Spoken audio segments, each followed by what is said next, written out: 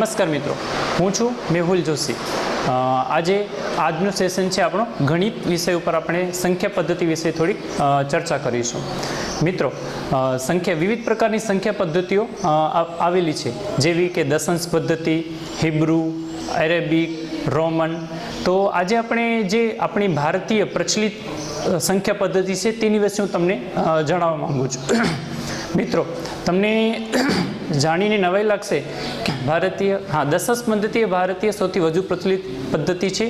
0 સાથે મળી અને 10 અંકોની એક પદ્ધતિ છે અને આ પદ્ધતિ ખૂબ જ અંકગણિતની અંદર ખૂબ જ મહત્ત્વ ધરાવે છે। અગર થોડી વાર માટે આપણે ધારી લઈએ કે ધારો કે 0ની શોધ ન થઈ હોત તો તેના વગર આ દશાંશ પદ્ધતિનો કોઈ ઉપયોગ જ ન થયો હતો। એટલે કે કહેવાનો મતલબ એ છે કે 0 એ દશાંશ પદ્ધતિનો સૌથી મહત્ત્વનો અને આધારભૂત અંક છે, જેનો ધ્યેય જાય છે કે આપણે ભારતીય પદ્ધતિની અંદર દશાંશ પદ્ધતિનો ખૂબ જ વ્યાપક સ્વરૂપમાં ઉપયોગ થાય છે અને દુનિયામાં આ પદ્ધતિને અલગ અલગ દેશોએ તેને અભિગ્રહણ કર્યું છે। એટલે કે તે દેશોએ આપણા જે ભારતીય દશાંશ પદ્ધતિ છે, ભારતીય અંક પ્રણાલી છે, તેને એમણે ગ્રહણ કરેલું છે ને આનો શ્રેય જાય છે કે સૌ પ્રથમ ભારતની અંદર આર્યભટ્ટ દ્વારા 0 અને દશાંશ પદ્ધતિનો ઉપયોગ કરવામાં આવ્યો છે એવું કહેવામાં આવ્યું છે, એનો પ્રયોગ કરવામાં આવ્યો છે। તો ચાલો આજે આપણે દશાંશ પદ્ધતિને જે આગળના બધા છે તેને આપણે જોઈએ। આજનો એક બીજો ટોપિક છે, એની સાથે સંકળાયેલો છે સંખ્યાના પ્રકારો। ઓકે, જેવી રીતે આપણે દશાંશ પદ્ધતિની ચર્ચા કરી એવી રીતે રોમન સંખ્યા પદ્ધતિ પણ ઘણી જ ઉપયોગમાં આવી છે, પરંતુ એ ખાસ કરીને યુરોપિયન દેશો દ્વારા તેનો ઉપયોગ કરવામાં આવે છે। યુરોપિયન દેશોએ અરેબિક જે અરબના દેશો છે તેના પાસેથી આ પદ્ધતિ લીધી છે અને એ પદ્ધતિને એમણે નામ આપ્યું હતું એરેબિક ઇન્ડિયન નંબર સિસ્ટમ। હવે વાત કરીએ છીએ રોમન પદ્ધતિ અંદર મુખ્યત્વે 7 અંકોનો સમાવેશ કરવામાં આવે છે, જેની અંદર હોય છે જે આપણે લખેલું હોય છે આ, જેનો ઉપયોગ આપણે ઘડિયાળમાં પણ જોયું છે અને અલગ અલગ જે સ્કૂલો હોય છે ત્યાં પણ તેમને ઉપયોગ કરવામાં આવે છે। ઓકે, હવે આપણે વાત કરીએ છીએ સંખ્યાના પ્રકારોની। સંખ્યાના પ્રકારોની વાત કરીએ છીએ તો મુખ્યત્વે 3 પ્રકારની સંખ્યાનો આપણે જનરલી અંકગણિતની અંદર ઉપયોગ કરતા હોઈએ છીએ। એક આવે છે કાર્ડિનલ નંબર, એક આવે છે ઓર્ડિનલ નંબર અને ત્રીજો આવે છે નોમિનલ નંબર, જેને આપણે અલગ અલગ સંખ્યાની ગોઠવણી માટેનો ઉપયોગ કરીએ છીએ। દાખલા તરીકે પહેલાં વાત કરીએ છીએ આપણે કાર્ડિનલ નંબરની। કાર્ડિનલ નંબર એટલે કે એવી અંક પદ્ધતિ છે, એવી અંક સિસ્ટમ છે કે જેની અંદર કે કુલ સંખ્યા કેટલી છે એ જાણવામાં આવે છે। દાખલા તરીકે ભારતમાં કેટલી વસ્તી છે, અથવા તો ભારતના કેટલા રાજ્યો છે, અથવા તો દુનિયાની અંદર વિશ્વમાં કેટલા દેશોની સંખ્યા કેટલી છે, આ બધા જાણવા માટે એક પર્ટિક્યુલર નંબર આપવામાં આવે છે। દાખલા તરીકે સંખ્યાની વાત કરીએ તો કેટલા રાજ્યો છે ભારતની અંદર તેની વાત કરીએ છીએ, 31 છે, 33 છે। તો આ જે પણ બતાવે છે એ બધા શું છે, સંખ્યા બતાવે છે। ઇન શોર્ટ કહેવાનો મતલબ એ છે કે જે પણ સંખ્યા દર્શાવે છે, જે જથ્થો દર્શાવે છે, તેને આપણે કહીશું કાર્ડિનલ સંખ્યા અથવા તો કાર્ડિનલ નંબર કહીશું। પછી આવે છે ઓર્ડિનલ નંબર। ઓર્ડિનલ નંબર એટલે કે કોઈ પણ શ્રેણી સ્વરૂપે રજૂ કરવામાં આવે છે। દાખલા તરીકે વાત કરીએ તો તમે કાર રેસિંગ જોઈ હશે। એક કાર રેસિંગની અંદર ધારો કે 10 લોકોએ એમાં ભાગ લીધો છે, તો 10 લોકો ભાગ લીધો છે તેમાં તેમને શ્રેણી આપવામાં આવે છે। દાખલા તરીકે પ્રથમ શ્રેણી, દ્વિતીય શ્રેણી, તૃતીય શ્રેણી, તો જેને કહેવામાં આવે છે ઓર્ડિનલ શ્રેણી અથવા તો ઓર્ડિનલ નંબર, જેને આપણે ગુજરાતીમાં કહીશું તો ક્રમસૂચક સંખ્યાઓ કહેવામાં આવે છે। અને ત્રીજી વાત કરીએ છીએ આપણે નોમિનલ સંખ્યાની। નોમિનલ સંખ્યા એટલે એવી સંખ્યા કે જેની અંદર કોઈ સંખ્યાને તમે ઓળખી શકો છો। દાખલા તરીકે તમે ઓળખવા માટે ધારો કે એક એક્ઝામ્પલ લઈએ છીએ કે તમે ક્રિકેટ મેચ જોઈ હશે। એ ક્રિકેટ મેચ દરમિયાન તમે કેટલાક ખેલાડીની પાછળ જર્સીની પાછળ તમે જોયા હશે કે કેટલાક નંબર્સ લખેલા હોય છે। ધારો કે વાત કરી છે સચિન તેંડુલકરની, તો સચિન તેંડુલકરના જર્સી નંબર કેટલા છે, 10, તો તેના ઉપર તમે ઓળખી શકો છો આ 10 નંબર એટલે સચિન તેંડુલકરના છે। એટલે કે કોઈ ઓળખ આપવા માટે અથવા તો કોઈ ઓળખ લેવા માટે તમે જે નંબરનો ઉપયોગ કરો છો તેને કહેવામાં આવે છે જર્સી, તેને કહેવામાં આવે છે કે નોમિનલ નંબર। દાખલા તરીકે આપણા ગામડાના પિનકોડ નંબરની વાત કરીએ તો આપણે વાત કરીએ માંડવી તાલુકાની અથવા કોઈ બી ભુજની, તો જેના પિનકોડ નંબર છે 370-001, તો આ શું દર્શાવે છે, તમે કે એક આઈડેન્ટિટી બતાવે છે, જેને કહેવામાં આવે છે નોમિનલ નંબર। હવે હવે આપણે આગળ તમે કદાચ ધોરણમાં ભણેલા પણ હશો અને આગળ તમે અગર મોટા ધોરણમાં જશો તો આ સંખ્યા બહુ જ સમજવી જરૂરી છે. વિવિધ પ્રકારની સંખ્યાઓની વાત કરવા છે. હવે આપણે વાત કરશું વિવિધ પ્રકારની સંખ્યાઓ, જેની અંદર સૌ પ્રથમ આવે છે પ્રાકૃતિક સંખ્યાઓ. પ્રાકૃતિક સંખ્યાઓ એટલે એવી સંખ્યાઓ કે જે હંમેશા એકથી શરૂ થાય છે અને જેની અંદર 1, 2, 3, 4 આવી રીતે અનંત સુધી સંખ્યાઓ હશે. પછી આવે છે પૂર્ણ સંખ્યાઓ. પૂર્ણ સંખ્યાઓ એટલે કે જેની અંદર જે સંખ્યા શરૂ થાય છે 0 થી, જેની અંદર આવે છે 0, 1, 2, 3 અનંત સુધી. એટલે કહેવાનો મતલબ એ છે કે પ્રાકૃતિક સંખ્યા હંમેશા શરૂ થાય છે 1 થી, પૂર્ણ સંખ્યા હંમેશા શરૂ થાય છે 0 થી, જેને આપણે અંગ્રેજીમાં કહીશું હોલ નંબર. પછી આવે છે પૂર્ણાંક સંખ્યાઓ. પૂર્ણાંક સંખ્યાઓને જે અંગ્રેજીમાં કહેવામાં આવે છે ઇન્ટીજર અને જેને Z સ્વરૂપે લખવામાં આવે છે. ઓકે, હવે આપણે ઉપર ચર્ચા કરી કે પહેલાં શરૂ થઈ 1 થી, પછી પૂર્ણ સંખ્યા આવી 0, 1, 2 અને હવે વાત કરીએ છીએ આપણે પૂર્ણાંક સંખ્યાઓની, જેની અંદર ઋણ સંખ્યા, 0 અને ધન સંખ્યા, આ ત્રણેય સંખ્યાનો જેની અંદર સમાવેશ થાય છે એને કહેવામાં આવે છે પૂર્ણાંક સંખ્યાઓ.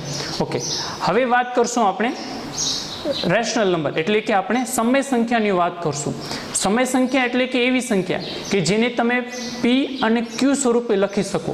પરંતુ મિત્રો એક વાત ખાસ ધ્યાન રાખવા જેવી છે કે P અને Q સ્વરૂપે લખો તો Q શૂન્યેતર હોવું જોઈએ. શૂન્યેતર એટલે કે જેની અંદર 0 ના હોવો જોઈએ. કહેવાનો મતલબ એ છે P અને Q સ્વરૂપે જ્યારે લખશું, P એટલે જેને કહેશું આપણે અંશ અને Q જેને આપણે કહેશું છેદ. એટલે કે જ્યારે પણ તમે P અને Q સ્વરૂપે લખશો ત્યારે Q કોઈ દિવસ શૂન્ય હોવો જોઈએ નહીં. એટલે કે જેને આપણે શું કહીએ છીએ શૂન્યેતર અચળ સંખ્યા કહેશું, કે જેના વિવિધ આપણે ઉદાહરણો પણ તમને આની અંદર બતાવવામાં આવ્યા છે. મિત્રો હવે આપણે જોઈશું સમય સંખ્યાઓ. સમય સંખ્યાઓ એટલે કે જેને આપણે P અને Q સ્વરૂપમાં લખી શકીએ છીએ. દાખલા તરીકે સમય સંખ્યાને આપણે P અને Q સ્વરૂપમાં લખવાની બે રીતે લખી શકીએ છીએ. એક છે શાંત આવૃત અને બીજી છે અનંત આવૃત. દાખલા તરીકે વાત કરીએ છીએ શાંત આવૃતની, તો સમય સંખ્યાને P છેદમાં Q. P એટલે કે અંશ અને Q એટલે કે છેદ.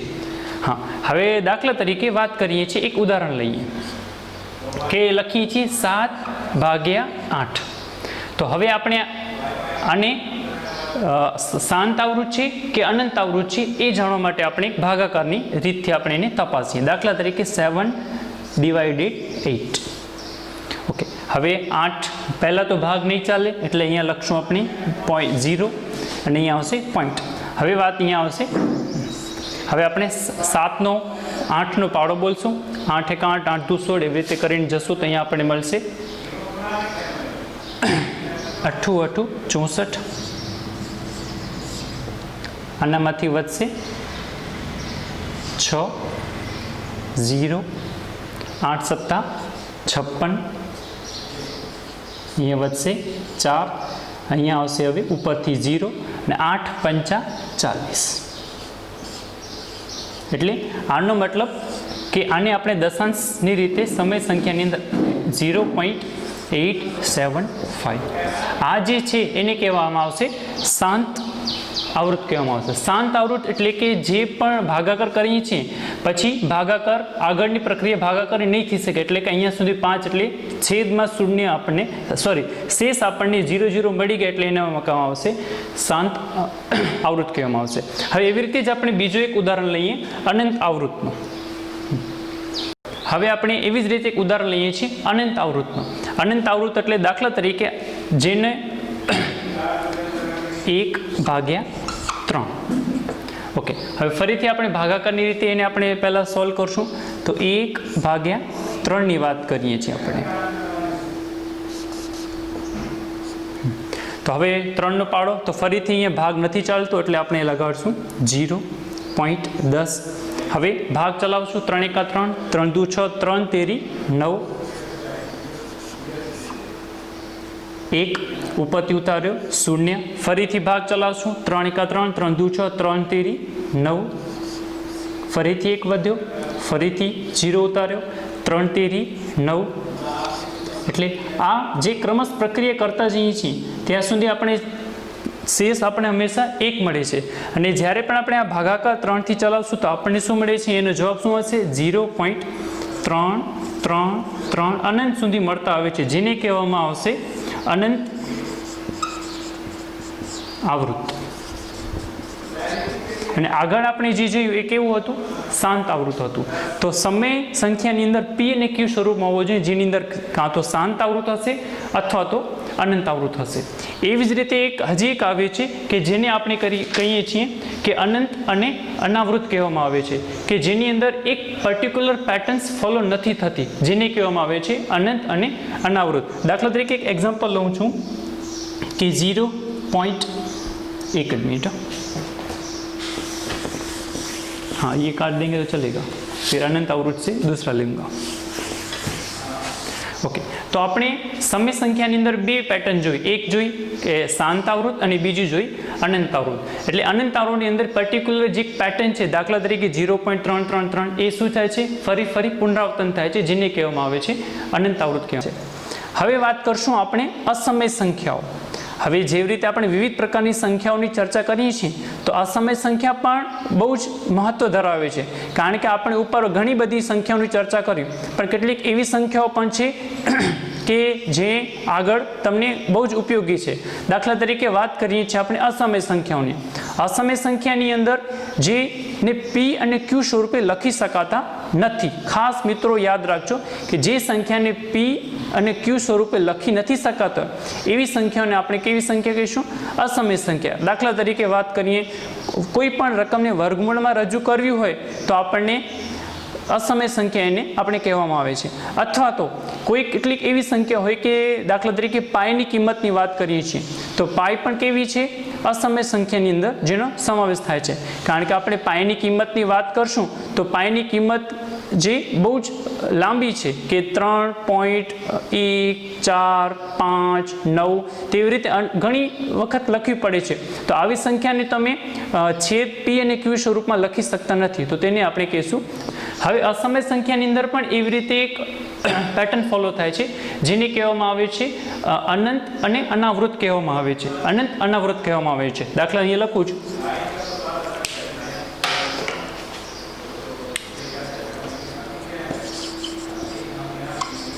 અનંત અને અનાવૃત્ત આ પ્રકાર છે. અસમય સંખ્યા માટે આનો ઉપયોગ વધુ થાય છે. અસમય સંખ્યામાં જોવા મળશે.